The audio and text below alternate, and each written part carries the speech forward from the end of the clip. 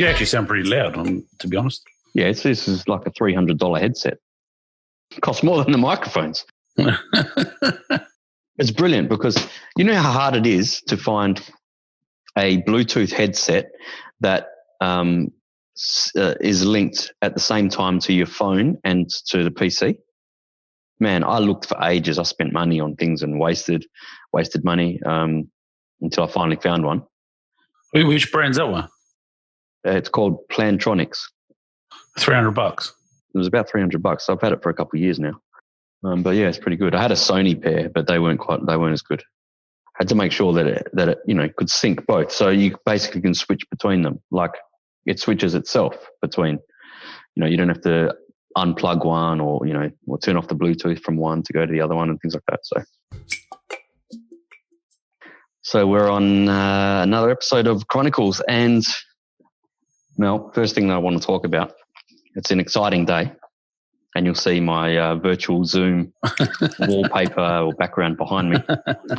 We're all Sevilla FC fans because they've beaten the most hated club in the world, Inter of Milan, in the Europa League final last night. So I just want to celebrate that fact. Bonega's delivery. Might drop here for Kunde. The overhead. Oh! Spectacular stuff. Diego Carlos, who didn't have the best of first halves, has redeemed himself, and how, with an acrobatic overhead kick. All that remains is the trophy left. Sevilla, Europa League champions for the 6th time. Muchas gracias. Yes, muchas gracias to Sevilla.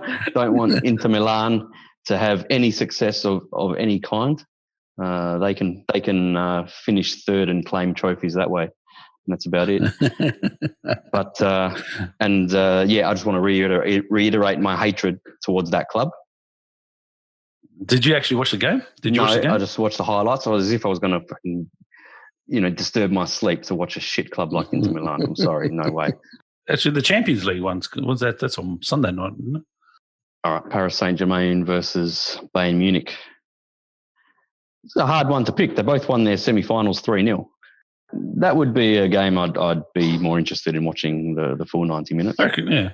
But what have the bookies got it at? I don't know. I've no idea. I'm probably leaning towards Bayern Munich just on form. Well, PSG haven't been that bad. Yeah, PSG's in decent form as well, yeah. But look, Atalanta should have beaten them in the quarterfinal.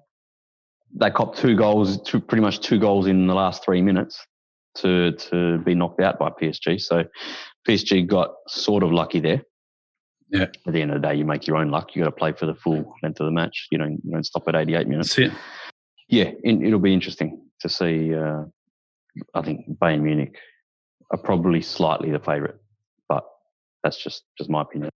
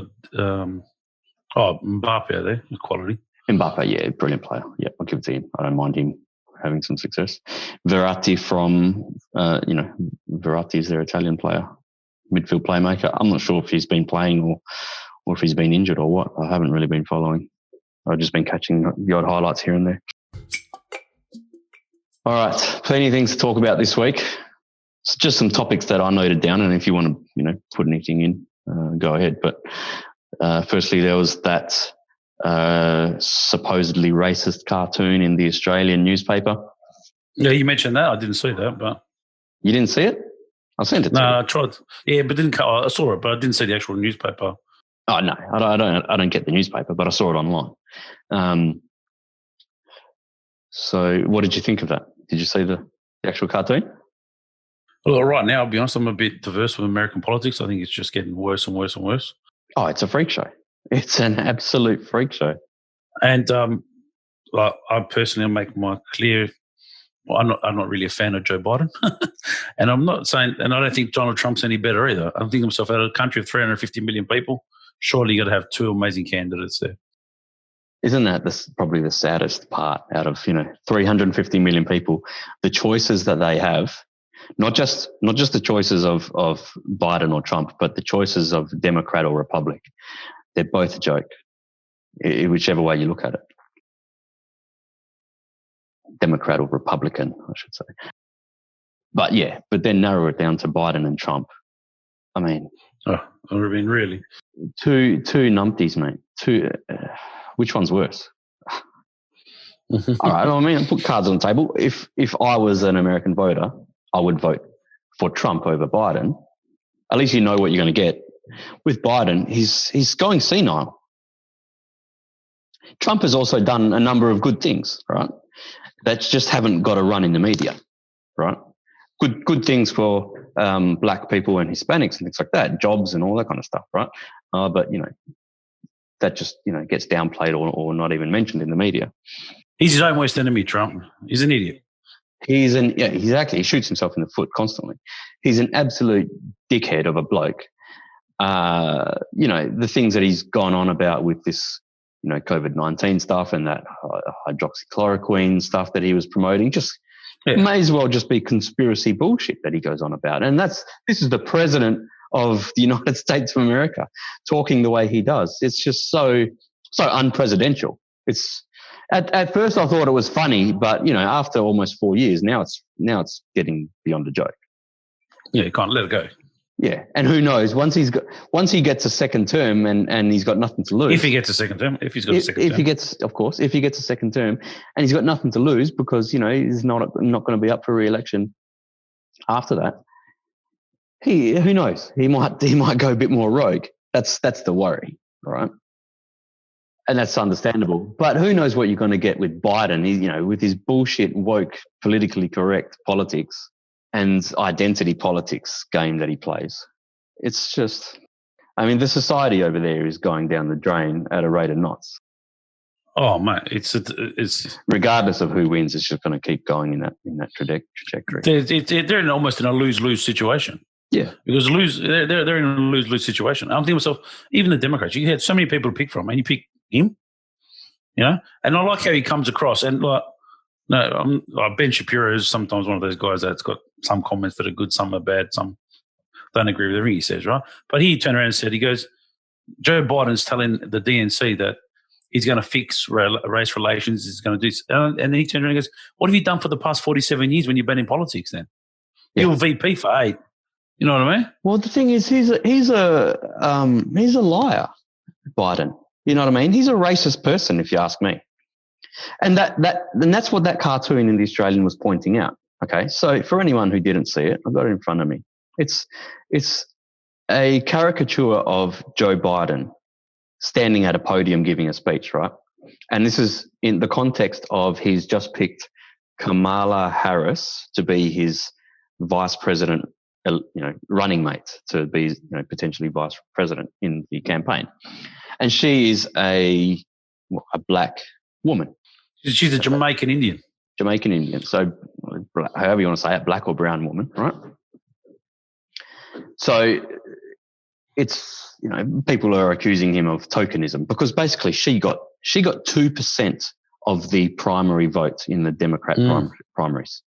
So she's not a popular figure whatsoever. So the criticism is that to pick her, well, who is she? She's an unknown. She's a nobody. She's been accused of having a very bad record in terms of policy and things like that. But I won't go too far into that stuff.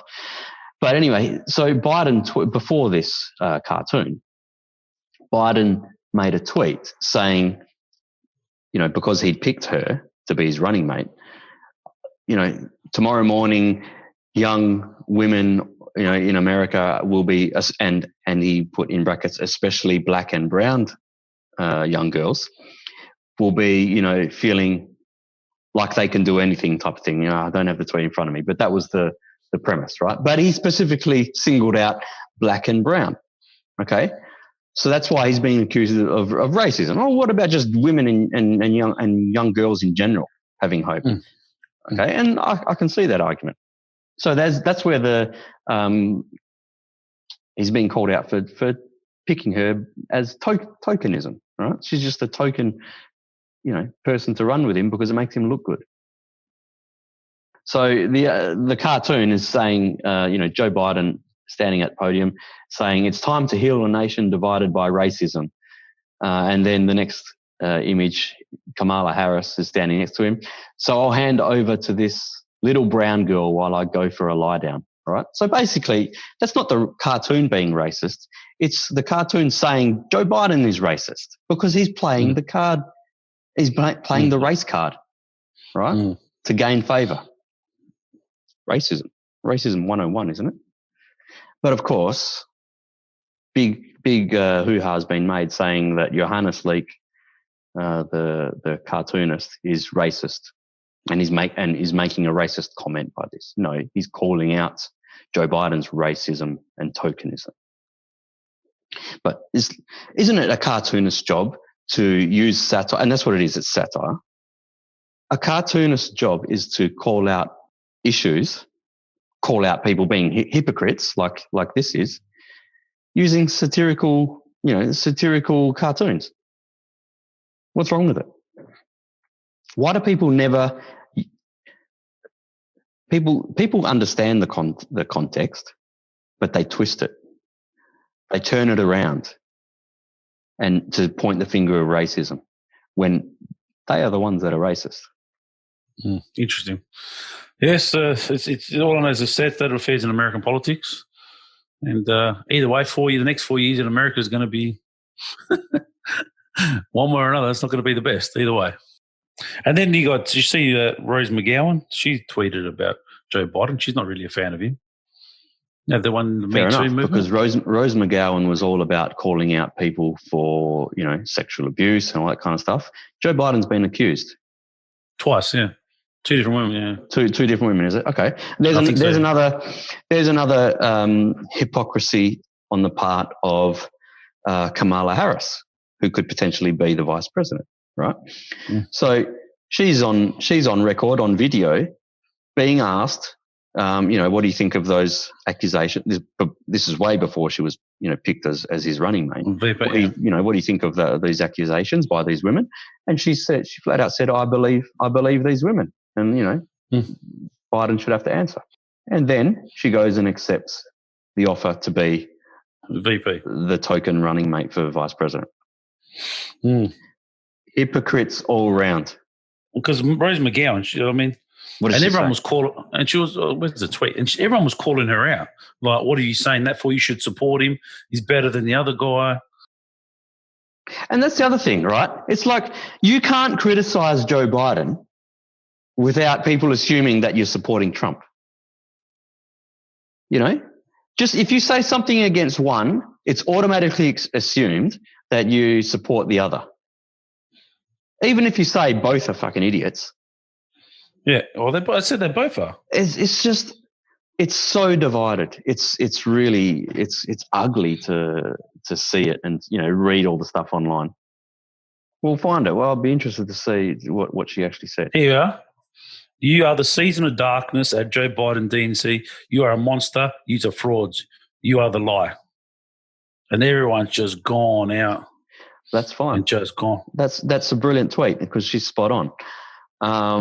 And I just love that with people going to, she was the lady of the Me Too mover. Yeah. Yeah. People are going to go after her. They're just showing themselves who they are, showing the world who they are.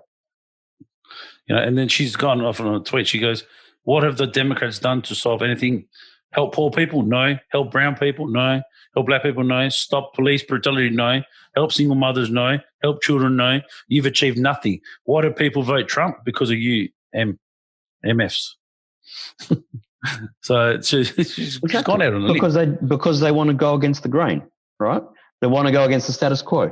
And that's the reason why he got elected, and that's If he gets re-elected, it'll be the reason for his re-election.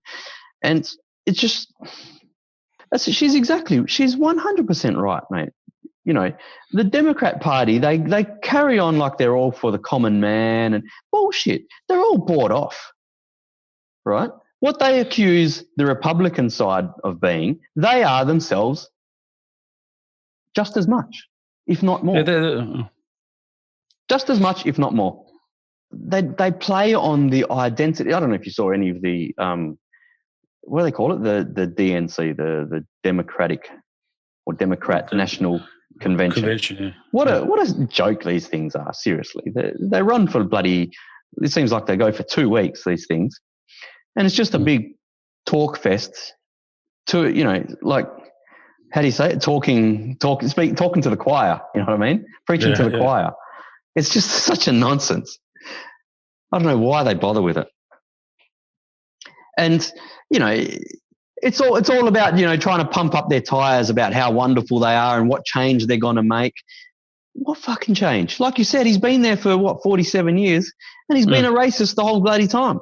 He had this interview over Zoom, however long ago, it was a few weeks back or month or whatever it was back, with the host was a black guy. And I think this black guy was on the fence about who he's voting for, right? He's conducting this interview with Biden. And Biden says to him, if you're on the fence about who to vote for between me or Trump, then you ain't black. He said those exact words. And you're going to tell me that Joe Biden is not racist? That's about as racist as you can get. But they let him go. The mainstream media gave him a complete pass for that. Imagine if that was Biden, if that was Trump. Oh. If Trump said, if you don't vote for me, then you ain't black. Oh, my God. Could you imagine? Look, it's just that's why I'm like, don't get involved, don't look at it and read anything to do with American politics anymore. It's quite sad, really. That's yes, you do. The most powerful nation. Yes, you do. Not as much like before. I was really into it before. Okay. It's popcorn out time, right? Basically, that's all it is. Yeah. Look, at the end of the day, we don't have a dog in the race, right?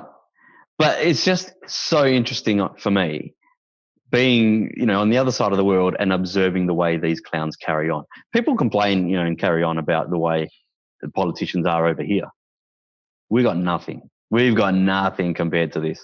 I mean, you look at this pandemic stuff. Everyone's been pretty much swimming in the same direction. There's been the odd, word out of line here and there from opposition. Besides Anastasia Palaszczuk, mostly it's been everyone swimming in the same direction, eh? To an extent, they're going forward. Both sides of Parliament, they're both going forward. Over there, everything is politicised, and it's just gloves are always off. Actually, speaking of that, the only thing I didn't like in politics here was Anastasia Palaszczuk the other day. Did you hear what she said? She goes, Queensland hospitals are for Queenslanders only. Yes, I'm that's like, right. Hang on a minute. I said, I have a little green card in my wallet and I pay a levy on my tax. So 2% of my tax goes to Medicare, which funds the hospital. So just take it easy there. You manage those funds in the state of Queensland, but it's given to you by the federal government. So it's easy does it. No, you are 100% right there. But Palaszczuk from Queensland and McGowan, everyone's been kissing McGowan's ass. McGowan and Palaszczuk have been so parochial for their own states, rather than as, isn't the slogan, we're all in this together? But it's so divided between states about opening borders and all this kind of shit. They're all full of shit. South Australia, the Tasmania, there another one. And then you got everyone, I stand with Dan. Still got me confused why you'd stand with him. But anyway. Look at Europe. In Europe, there's pretty much free travel, right? It's not that restricted, I don't think, anymore. No. They still got higher infection rates over there than Australia has ever had. Australian borders are completely shut. It doesn't make any sense. Considering the relative size of the country, right? And we're talking about state borders, not national borders. And, and there's no travel in between. Come on. You're going to tell me that it's with such a relatively low infection rate over here compared to Europe, we can't have state borders open, and it can't be controlled. Even if it would mean that there would be a slight extra infection rate, who knows? There might be, but to the extent of what Europe's had, is it worth pretty much shutting down state economies? I don't think it has been, and hasn't been long enough for it to be, for it to be seen that these measures aren't that needed. I don't know. Maybe there's more to it that I'm not considering, but it's just interesting times ahead from an accountant's perspective. I see a lot of businesses, mate, and my feeling is there's going to be some issues in the next 6 months, which people don't. Businesses closing the doors. I just think like job keeper, job seeker. We're interested to see. That's what's just my vibe. So my thing, I think it's going to be a lot of pain coming up because it's harder to get out of a rut. It's easy to slow the economy down. It's just hard to ramp it back up again. I think people probably also get used to it. Like they get a bit complacent, knowing that they've got that fallback plan of if they don't make, firstly, if they're not working or if their businesses hasn't been making any money, they've got that fallback plan of, they're still going to get, at the end of the month, a few grand injection. So it's a mindset thing as well. A lot of people have deferred their mortgage, right? A lot of people have done that. A lot of people have pulled out super, 10 grand each financial year, and have actually just blown the money on crap as opposed to spending money on what you actually need it for, like to survive or mortgage or something. If you're unemployed, I mean, I've heard some stories of people just spending the money on superchargers for cars, rims and tyres, suspension, a dog. Someone I heard bought a dog. That was like a $7,000 dog or something. A $7,000 dog. Yeah, some stupid dog. It was like some expensively ridiculous dog breed. I'm like, that's ludicrous. You know what I mean? My opinion. That's not what it's there for. The money's there for to survive. Fair enough, but at the end of the day, you can't stop people spending whatever they want to spend. You know what I mean? Of course, but I don't think it's wise to rip out your super if you're going to spend it on a supercharger for your car. Well, Australians have never been great at saving, have they? Or generally as a population, not really, no. Well, I had other people that decided they needed to pull the money out as a deposit for their house. Well, that's quite smart. Okay. Well, that's fair enough. At least that's something that is an essential item. Exactly. So I don't see that as a problem. But, yeah, I don't think to buy a dog is a very wise move, personally. Or to go spend the supercharger or suspension on your car is another good move. But who am I to say how people spend their money? That's how I look at it. And a lot of people pulled their super out and that actually haven't dropped 20 hours or 20% of their you drop 20% of your working hours. So. It'd be interesting to know that, let's say you're 40 years old and you take 10 grand out of your super, what that costs you at retirement age, what the net future value of that is. Oh, I think I did a calculation. It was, like I said, don't quote me on it, whatever. It was like 70 grand or something. If you took it out. For 10 grand now? If it was like 30 years or something thereabouts. I was saying it was pretty impressed. Like, oh, wow. It's a fair chunk of money. Yeah. But you got to bear in mind, if you're in your 20s and you got 10 grand and you compounding or the growth on that, because the super funds have been actually doing not too bad. Yeah. Interesting. Definitely. So it's a lot of money. That would be definitely a last resort, pulling out your super. For sure. Like I said, but if you needed to survive, that's different. I don't have a problem. Because that's what it's there for. But I just like to see a lot of people spend it on stuff that really I don't think is essential. And it's more of a need item as opposed to a want item as opposed to a need item. They're not paying down their mortgage and they're not paying down, But that's what they want to do. We'll see what happens in the future. We've said it how many times before, but it's just that stuff like that just makes you realise how this is going to be affect the economy for probably decades to come. You'll have flow-on effects. Absolutely. And this is not in terms of in terms of pandemics, this is not the worst it can be, right? Right. This is not the big one. You know what I mean? The one that makes everyone drop dead in 5 minutes is what I'm talking about. Oh yeah. This is a type of pandemic you can get over. It's not Ebola. Obviously, it's killed a lot of people around the world. I get that, but it's not like that. It's not as bad as it's been made out to be in terms of numbers. Okay, and in terms of how fast it kills you and stuff like that. Obviously, no medical expert, but I think there is potential for a pandemic virus to be far, far worse than COVID-19 one. So if that was to come about, could you imagine that? Oh, if you look at it that way, like I know what you're trying to say, but yeah, as time's moved on, treatment's got better, and survival rates have gone better. If it was a virus like e.g. Ebola, well, you don't have a lot of time to survive, a lot of time to fight it. So what was Ebola about? I can't remember, but from what it killed you very quickly. A lot faster. Your mortality rate was a lot higher, but it was harder to catch. From what I understand, it was harder to transmit. But if you did get it, your mortality rate was a lot higher as opposed to. So that's what I'm trying to imply with the big one type of thing in terms of a virus pandemic. If it was kills you within a matter of a few days and highly contagious, imagine the panic first of all. Everything's shut down like at the click of your fingers for a long time, and all the welfare that would be going out for such a long time as well. And then how many years that one would take to recover from. That would be insane. The Ebola virus, according to the World Health Organization, has an average fatality case of around 50%.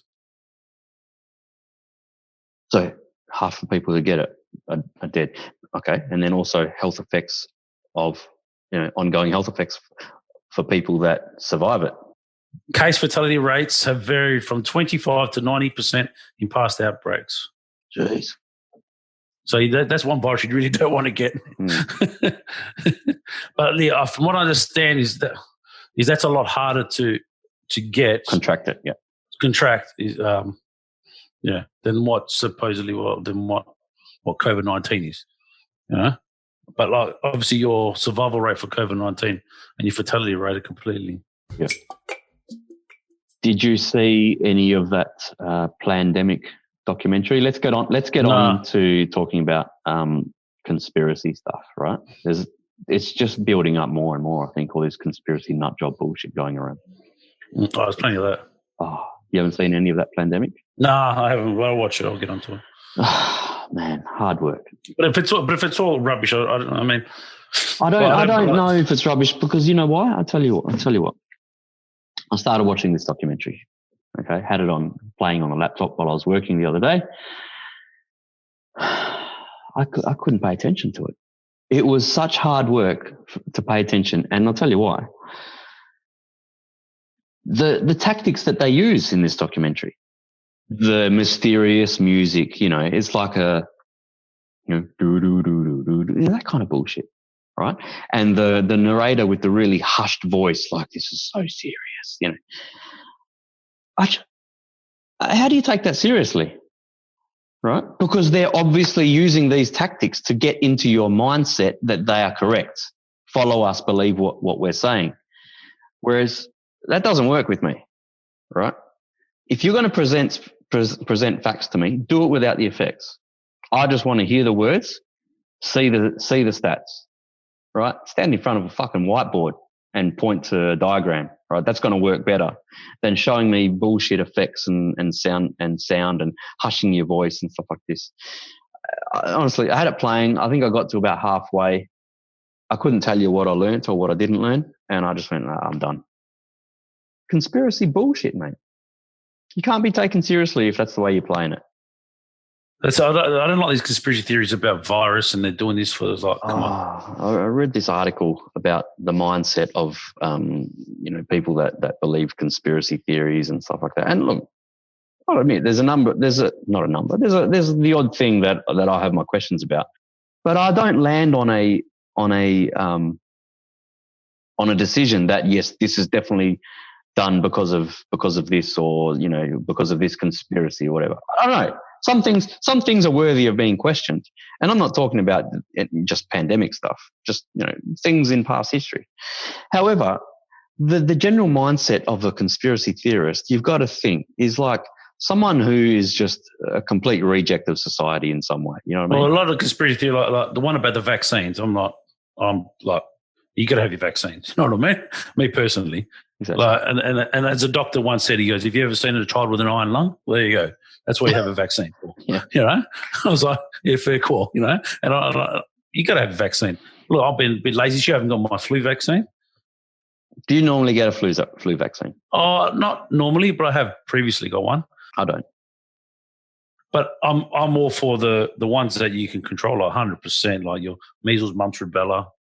Oh, that's obvious stuff. It's like, yeah, but when people say no, they don't. It's like, what's the matter with you people?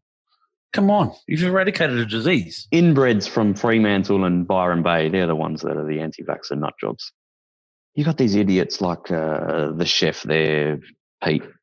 What's his face? Oh, your mate. The My Kitchen Rules. Pete Evans.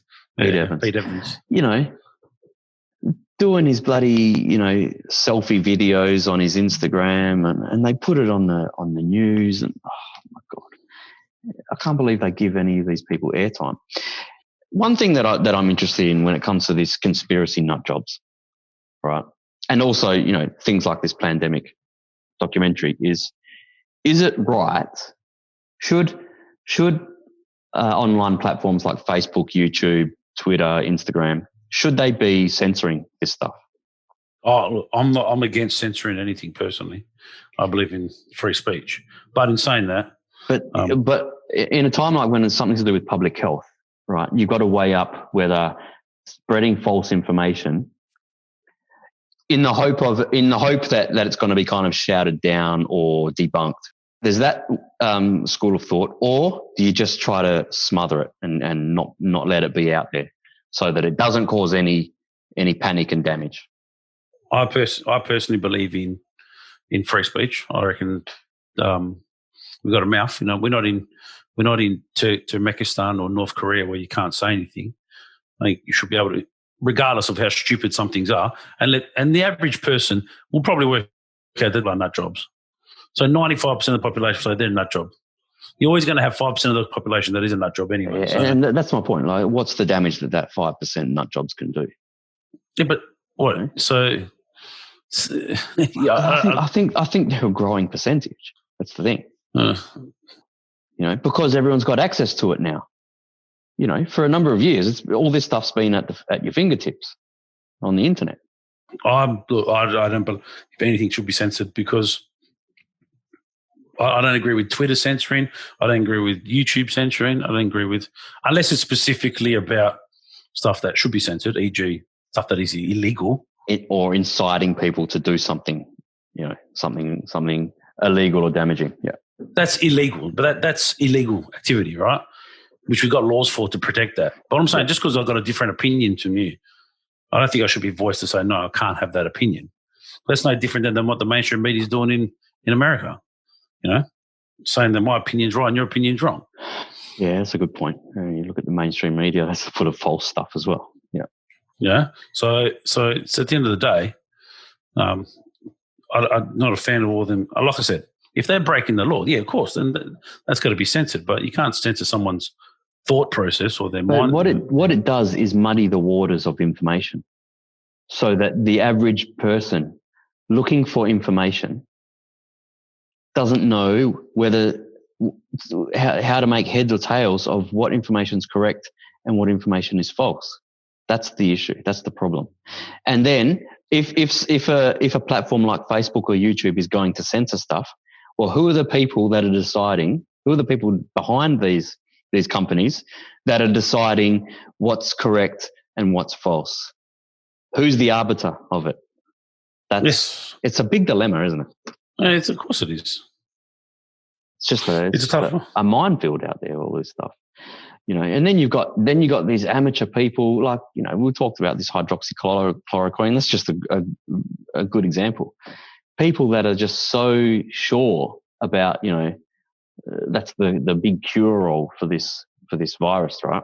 When it absolutely isn't and hasn't been tested, but they don't have the medical background or training or education to even understand how medical trials are done.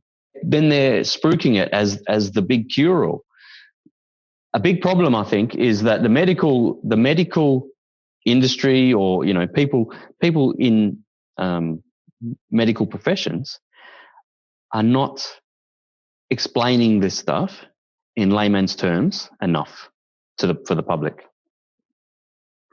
If someone is worried about, and they go to you can't go buy hydroxychloroquine over the counter. So you have to go to a doctor. And the doctor's going to say, no, you can't have it because this, and this. Hence, we have procedures and protocols in place already to prevent stuff like that happening. Right. So that's how I look at it as well. That's what the pharmacist say, well, you can't have that because you haven't got a prescription for it. So, well, the doctor's going to say, no, so there's a big hurdle there, and that's fair enough. There's a big hurdle. Because I can't go prescribe myself. I can't go to the doctor and say, I need hydroxychloroquine. The doctor's like, no, you don't need it. What am I going to give it to you for? So we've got to hope in the system works, which I think here it does, So it's just not like America where it's full of, again, that's one thing I noticed when I went to America, which was so weird, was every second commercial is a drug commercial. Yeah. Pharmaceutical. And do you know who else is like that? Is New Zealand, apparently. I heard New Zealand's also got pharmaceutical commercials. I was like, why would you advertise? You shouldn't be able to self-diagnose. Doctor, I need to take this drug. I think in America, the hospitals are run by insurance companies. I don't know how it works. Something like that. Insurance companies have a big say in the medical industry. Whereas, thank God, over here, it's not like that. Oh, they do to an extent, but not like that, Not like in America. There's an interesting doctor who's got a YouTube channel. He's I can't remember what type of doctor he is. Might be a surgeon of some sort. His name is, I just started following him like a week ago. Zubin Damania, I think his name is. And he calls himself, on YouTube, he calls himself Z-Dog MD. So look him up. Really interesting videos all about this virus stuff, hydroxychloroquine stuff, about, talking about how the trials work and how the research works and stuff like that in layman's terms, which is really good, right? So he's a perfect example of what medical professionals should be doing, more of what he's doing. Really spells out stuff for people that don't have a medical background, and not just for this COVID stuff, but just in medical stuff in general. He's really interesting. Social media censoring, I'm not really sold on it, to be honest. I think everyone should have an opinion. I think they censor a lot of stuff that shouldn't be censored. Even if you think that some stuff should be censored, I think that they censor too many things. And I don't know. I'm not sure what should and what shouldn't be. Like if if someone's spruiking a hate crime, well, that is illegal. So that it can be censored. That can be censored. So, but if someone says, I do not like the Donald Trump, or I don't like Joe Biden, they get censored. So no, that's wrong. Okay, I don't like is one thing, but when you're putting out a documentary that the information is all about, they've created a pandemic, right? They've planned this pandemic on purpose, so that everyone's going to get vaccinated, and Bill Gates is funding the World Health Organization, and it's all a big plan. I don't know. I just don't have the stomach to hear all that bullshit. Why is Bill Gates this big Dr. Evil? Yeah, that's another thing. So what's Bill Gates got to? What would he achieve by doing that? He could sit back on his resorts. Like it doesn't add up on a logical in a logical way. Yeah, but you're answering your own questions there. That's illogical what they're doing. All about these elites want to control everyone and microchip everyone, all this kind of stuff. It's like, it's a cool story, and it's bloody interesting to watch something about it or read about it. But then you just got to sit back and go, but what's the point? Like what advantage is it to these people? You know, these so-called the big they, these elites, whoever they are. The only conspiracy theory I got like half a chance of believing is Jeffrey Epstein didn't kill himself. Oh, that okay. I think what's obvious is obvious. Okay, that is so obvious. He did not kill himself. Yeah. What's obvious is pretty much always obvious. I don't know if even that even makes sense, but you know what I mean. But you know, to come up with all this, you know, this pandemic was planned and all this kind of stuff, and it's, you know, to be tyrannical and microchip everyone and you know, mind control and blah blah blah. Right? God, it's such a minefield. You've got to have such a warped and at least a creative bloody mind to come up with that stuff. While we're talking about conspiracies, you know, 9/11 is a big one, all right? That you know, people claim is a conspiracy, an inside job, all this kind of stuff. Who the fuck knows? However, one thing that has always troubled me is the Building 7, right? Which you know, collapsed at free fall speed like a demolition. I just can't get my mind past like how does a building fall down but not stumble down? You know what I mean? How does it not like take its time in some way? It just goes plonk down like a controlled demolition. Now, that doesn't mean that I know that was a controlled demolition, or I 100% have no doubts that was I just have questions like, how the fuck does that happen? It was just fires on some floors. No, the one question I do have is about 9/11. Is if the plane did land in the Pentagon, where's the plane parts? Again, another one. Yeah, it's never. I've seen a lot of people ask that question. But I've never seen it answered definitively. That annoys me. Even the that one about the Pentagon there, that's to me it's a big one as well. Another one with the plane crashes in 9/11 is that the one that crashed into the field, was it Pennsylvania or whatever it was? They made a movie about that one. I don't know. I think they did something 93 or Flight 93. I think that was called. A lot of the conspiracy stuff about that one is that there's a massive crater in the ground where the plane hit, but there's no fuselage or no plane parts. Now, I don't know. I haven't seen enough photos to know, but that's just something that, you know, a conspiracy that I've seen online. I don't know. Again, there's got to be an answer to it. I just haven't seen it. If that happens today, the footage will be a lot different. Everyone would have footage, you know what I mean? The one that makes me laugh is that even the planes that crashed into the Twin Towers, that was a hologram. They weren't real planes and stuff like that. So, come on. Yeah, no worries. So where's the building gone? Or they were drones. They weren't the real, you know, airlines. The planes were swapped out. They weren't. Yeah, they didn't have. Yeah, tell that to the poor people. Tell that to the poor families they lost their loved ones. Yeah, exactly right. So what? They flew these planes off to some island somewhere, swapped the planes, killed all the people, buried them, and then flew drones into the Twin Tower. It's too far fetched. It's ridiculous.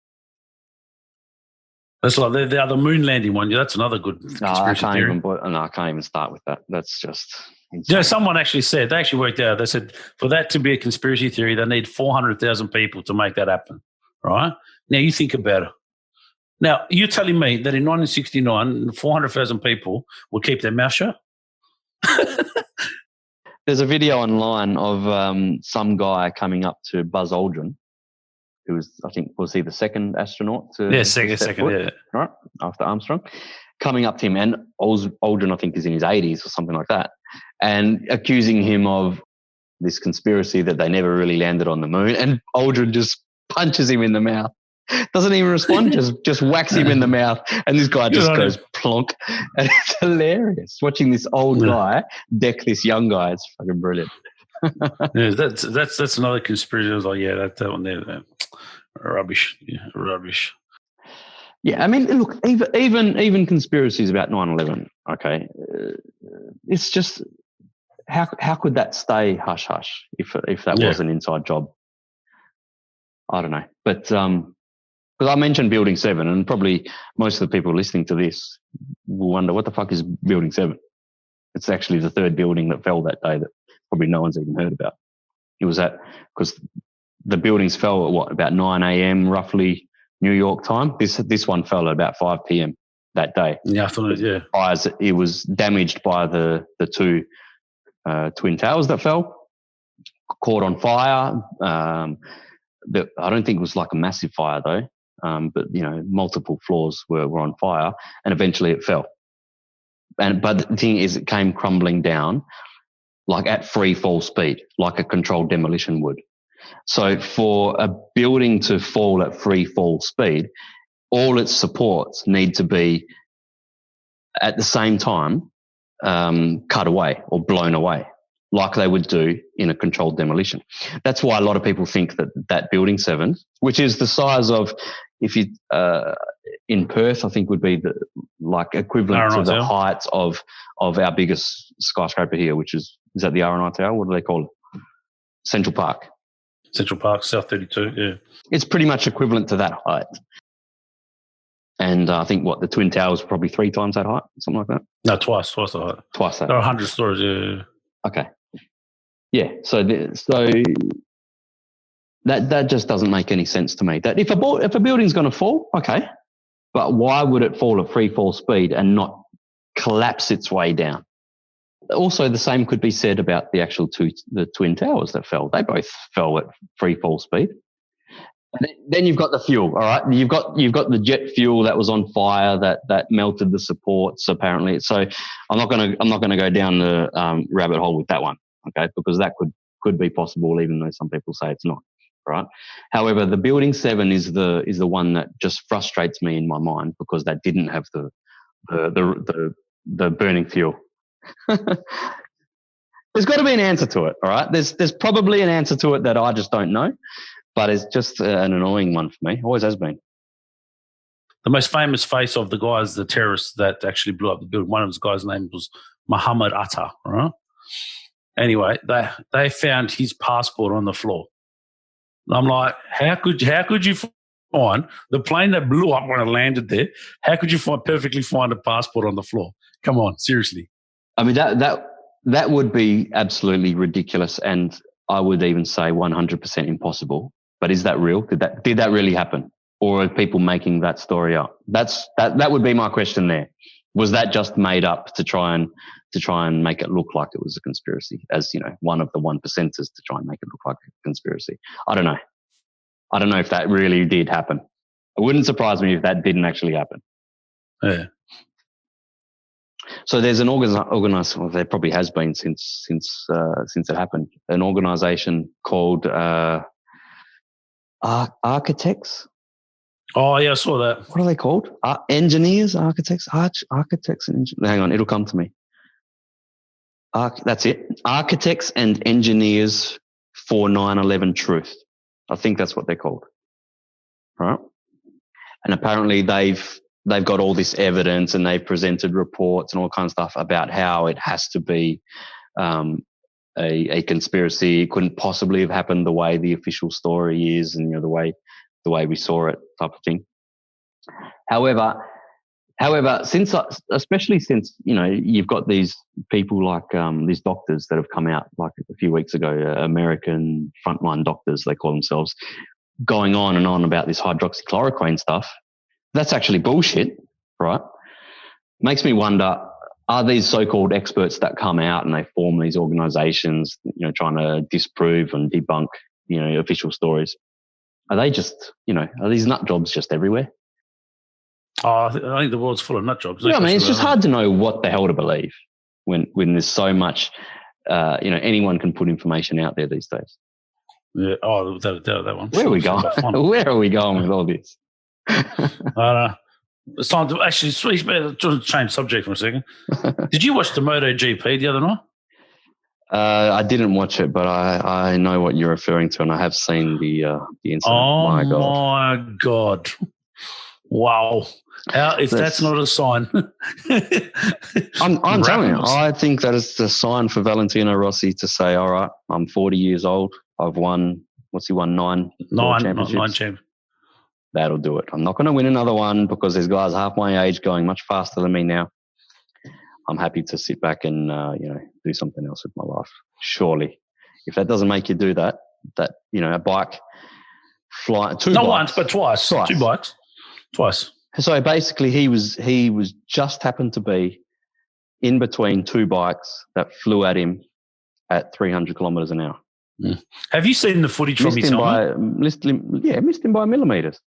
But have you seen the footage from his helmet? It's like how fast it actually was. Yeah, it's like it's like milliseconds. Oh, so you couldn't. There's no way you could react to it. Oh my God! Just think about that. If that was you, right? And I know these guys pretty much put their life on the line every lap they do, right? Because anything could potentially happen on those machines. But if that was you and you had that experience, and if you had have been going a kilometre an hour faster or a kilometre an hour slower, you would have been dead. No two ways about it. You'd be dead. 100%. Everything just lined up correctly with that crash that he actually happened to be in between those 2 bikes flying at him. No, it's incredible. There's too much luck there. And that's if that hasn't used up all your luck, God, mate, I'd be like, I don't know, do I even finish off the season or do I just hang it up right here? I would have wrapped it up. That was me. Then after this that's like when Senna. Did you remember that story about Senna when Ralph Ratzenberger died? Ratzenberger, was he the one that died the day before? The day before or the practice? No. What's his name had the accident in practice? That was Barrichello had a big accident. Yeah, but he walked away. He was, walked away, but he was all right. Yeah, he was shaken. Then Ratzenberger died. Ratzenberger died in qualifying the day before the race. Qualifying, yeah. And because I think it's on that documentary, Senna or whatever. Yeah. He looked like he was the most concerned one of all the drivers. Yeah, that's what he was. And then he actually got in a car and drove out to the accident, didn't he? Senna did. And what they say about, and then the doctor, Senna's doctor, said, "Ed, what are we doing this for? Look at him. Life's too short." That's right, because he was very close with the F1 doctor. Yeah, let's retire and let's go fishing. Yep. And then the next day. I still remember seeing I can still picture the helicopter. I don't need to see it on a video. I can still picture the helicopter flying off from the track to go to the hospital with Senna in it. That's what stays in my mind from Senna's crash. The helicopter flying away, flying over the kind of the forest. Oh mate, and speaking of which, if we talk about Formula One now, like Lewis Hamilton will probably go down as one of the greatest drivers of all time because of what he's done. But mate, you can't put him in the same category as Ayrton Senna. Exactly. Struggle to even mention his name in the same sentence, mate, to be honest. I mean, that's just another level. And if he's honest with himself, he would as well. I think, for that he probably would be. But, Senna was just probably the best of the best of the best. You're looking back. I don't think he won as much as he should have or could have in terms of championships. But in terms of a driver, and not being someone who knows every detail and in and out of Formula One or motorsport, obviously. But for me, Senna was, the best. Better than, above Schumacher, and I'm sure Schumacher has even said it in the past that Senna was greater than he was. Mate, Senna was something else. But even you look at where was it? Senna was that race in the wet where he started from the back, and by the end of the first and second lap, he was incredible. Yeah. So that is pure driving, mate. And he still had a stick shift then, not like now where it's on the paddle. It's the old, completely different sort of racing, and the beast of a motor was just a completely different beast. beast of a car, suspension, and everything was just completely different. It was at the end of the first lap. You go from the back to first. Yeah. In one. Well, it was just something incredible as well. In less than a lap, I think. Yeah.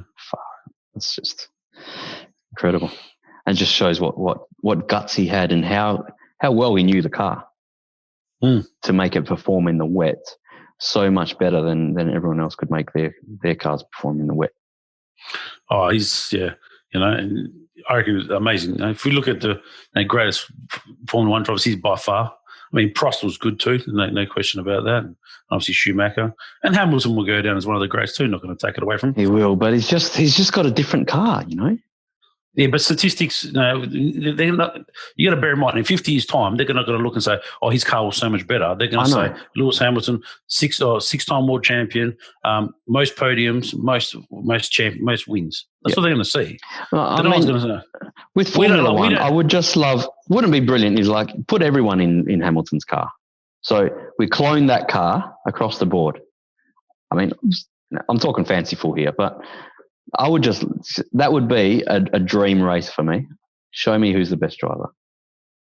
The thing about Formula One this season, if you look at the mid-pack, like from third to even towards the end, it's great racing. Between McLaren's there, Ferrari's there, Renault's there, AlphaTauri's there. They're all there. It's all within. But it's just Mercedes' racing point. And the Mercedes is 20 seconds ahead at a minimum of everyone else. Verstappen is probably. I'll tell you what, he's really impressing me as a driver, but Verstappen, isn't he? Yeah, he's getting better. He's getting better. He's actually like before I reckon he used to be really hard on the car. Now I reckon he's actually like, he's learning. Yeah, that comes with maturity. So, he's obviously maturing, hopefully as a person and obviously as a driver. So I think he's definitely a potential for a future world champion. Something his dad couldn't do. How long can Mercedes keep this up though? Well, obviously, the thing changed in 2022 now. It was supposed to be 2021, but that's been pushed back now. So what's it's 2022. The whole dynamics of the car. Everything. You just see the change, the huge amount of changes going on. I haven't looked into it, but is this specifically to try and curtail or close the gap between the top and the rest? That's another issue with Ferrari and all that as well, because they reckon the costs associated with obviously running the team. And Ferrari's costs are massive, and they're trying to cap how much they spend on the team. And Ferrari's going, well, if we're going to do that, it's not profitable to be in Formula One. It's actually going to cost us money. So there was talk about Ferrari expanding there. Formula One may as well close down if Ferrari's not in it. Or to an extent. A third of Formula One fans are probably Ferrari fans, aren't they? Yeah, but it's a good chunk of it. But they were saying Ferrari was looking at expanding its like motorsport department to maybe look at doing IndyCar and stuff like that. Yeah, to make it viable, to make it actually economically viable. Because they're saying if we're going to spend all this money on development and stuff like that. Put a bike in Moto GP. No, I don't think Ducati. No, I don't think they would like that, of course. As much as, and speaking of AFL, last week, Fremantle versus Carlton, man, that was a bit harsh. And as much as I don't like Fremantle, that was definitely a bit harsh. But if you're an independent person, right, you look at it as a football purist, you go, really? What was that? I'm trying to work out what actually happened. Well, what happened was, the kick that went out of bounds, Brayshaw came in late on him after the ball had gone. He came and clattered into him, which can be technically a free kick, sometimes given, sometimes not, right? This time gave the free kick, but the ball down the ground gave I suppose what do you call it, like a relayed free kick, I think they call it, right? But the ball went out on the full, so probably shouldn't have been relayed. The free kick should have been from where the guy kicked it, the Carlton player kicked it from, okay? The fact that they relayed the free kick to the point more or less where the ball crossed the boundary line, that put it in goal range, okay? There's error number one. Second error was that the free kick, when it is an out of bounds on the full, should go to the player that is closest to the ball, right? that player should be taking the kick. They switched. The player that was closest to the ball was not the one who took the kick. They got in their best kick, their best kicker, right? So it was a comedy of errors. If you're an AFL purist, that's disgraceful. Or the umpires should be stood down for a week or two. Yeah, it's pretty bad. If this was I don't know what the equivalent type of umpiring or refereeing error would be in soccer, but if that was a type of blunder, one after the other that a referee did at the World Cup, they would be sent home. They wouldn't be refereeing any more games because that's too unforgivable. It literally cost the team a game. Oh, it did. Or just like last night in the Europa League final, Sevilla against Inter, I think after about 5 minutes, Inter got a penalty and the player chopped down the striker inside the penalty box. Probably technically was the last line of defence. So technically should be a red card. He only got a yellow card. Because it was so early in the game, he got away with it, right? If that had happened probably in the 80th minute, probably would have got the red card. But the referee is always conditioned by the context of the game. Not always, but pretty often. Referees in any sport are conditioned by the context of the game. It shouldn't be that way, right? And let's go back to another incident in terms of the context of the game, the position on the field, right? Obviously, the one I'm talking about is 2006 Italy versus Australia. Lucas Neal trip on Grosso, right? So if that was in the 50th minute on the halfway line, that incident, that would have been given as a free kick and no one ever would have batted an eyelid at it. But because it's the last 20 seconds of the match, inside the penalty box, the context is changed. I thought you were going to talk about Dom Sheet in 2018. Well, there's another one we could bring up. Sometimes that's given, There's a blocking from Willie Rioli there. But there's two ways of looking at that incident there, right? Because you could say that the Collingwood player ran into, it was Liam Ryan, wasn't it? No, it was Willie Rioli. Willie Rioli, okay, sorry. That's right, because Ryan took the mark and sent it up to Sheet. There's two ways of looking at it. You could say that should have been a free kick for the Eagles because the Collingwood player ran into Willie Rioli's path. There's two arguments there. Victorians are always going to say that was should have been a blocking free kick. Collingwood supporters will say it should have been a. Victorians, Mel, don't want. You listen to the commentators. When Victorians are worse than any other state when it comes to parochialism in footy. Do you know anyone? Ask my brother. My brother was there. He goes, who was telling me? Someone was there. They had the ABC attitude. He goes, what's that? He goes, anyone but Collingwood. Victorians? Yes, that's one. Yep. Well, not the commentators. Well, Carlton supporters, Richmond supporters. And so they should. I hate them. So they should go against it. It's just like you're a Juventus fan, right?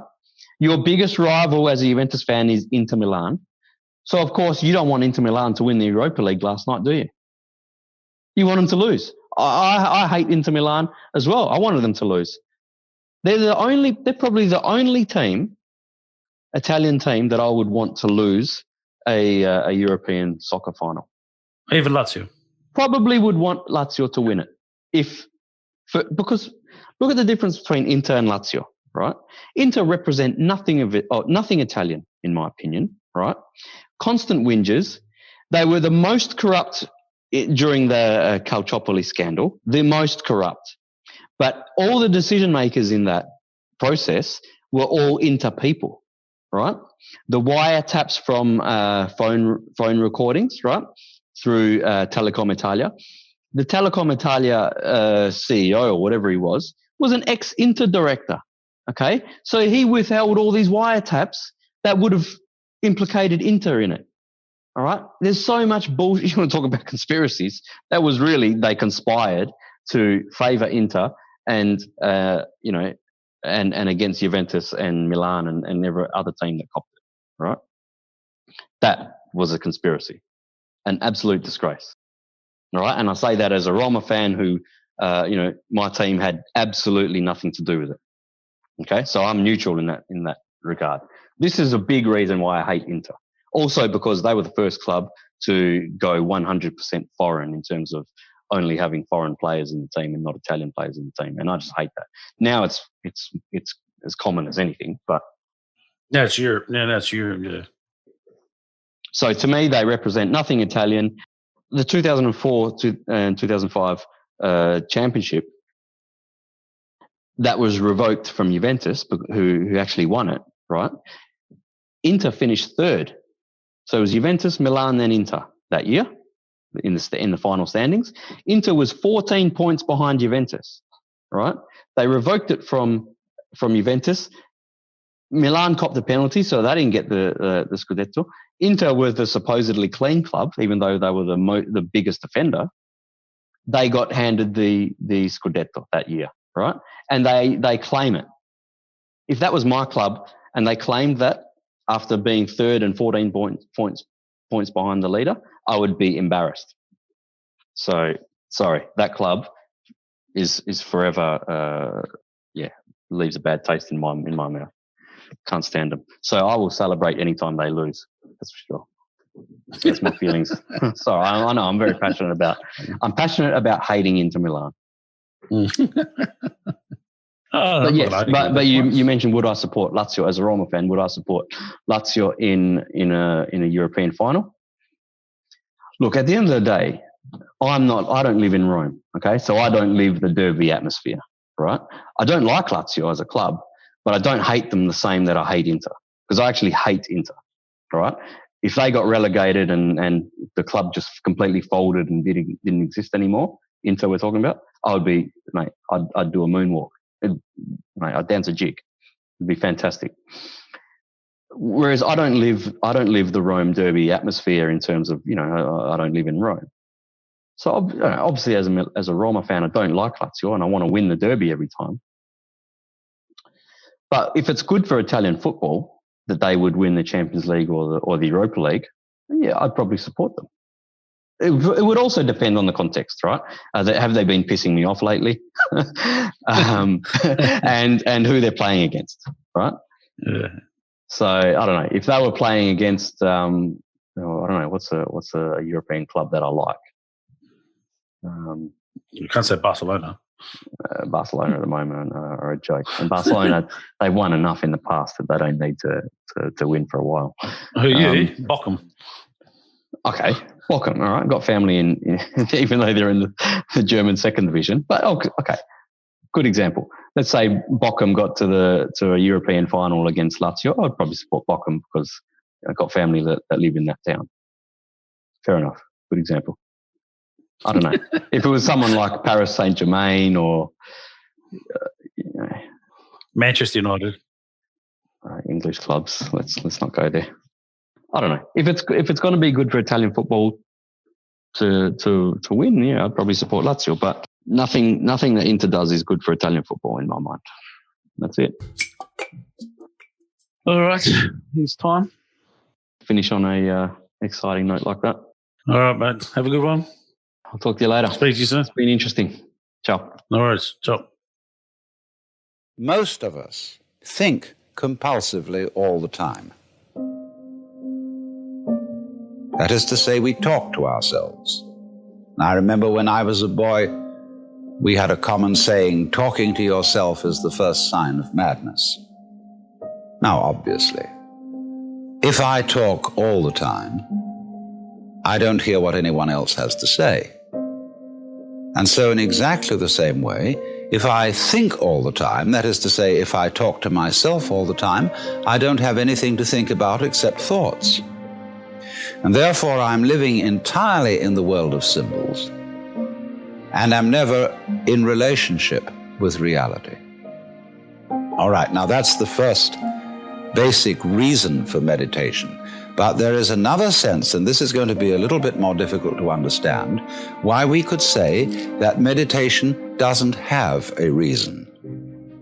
or doesn't have a purpose. And in this respect, it's unlike almost all other things that we do, except perhaps making music and dancing. Because when we make music, we don't do it in order to reach a certain point, such as the end of the composition. If that were the purpose of music, to get to the end of the piece, then obviously the fastest players would be the best. And so likewise, when we are dancing, we are not aiming to arrive at a particular place on the floor, as we would be if we were taking a journey. When we dance, the journey itself is the point. When we play music, the playing itself is the point. And exactly the same thing is true in meditation. Meditation is the discovery that the point of life is always arrived at in the immediate moment. And therefore, if you meditate for an ulterior motive, that is to say, to improve your mind, to improve your character, to be more efficient in life, you've got your eye on the future and you are not meditating. Because the future is a concept. It doesn't exist. As the proverb says, tomorrow never comes. There is no such thing as tomorrow. There never will be, because time is always now. And that's one of the things we discover when we stop talking to ourselves and stop thinking. We find there is only a present, only an eternal now. It's funny then, isn't it, that one meditates for no reason at all, except we could say for the enjoyment of it. And here I would interpose the essential principle that meditation is supposed to be fun. It's not something you do as a grim duty. The trouble with religion, as we know it, is that it is so mixed up with grim duties. We do it because it's good for you. It's a kind of self-punishment.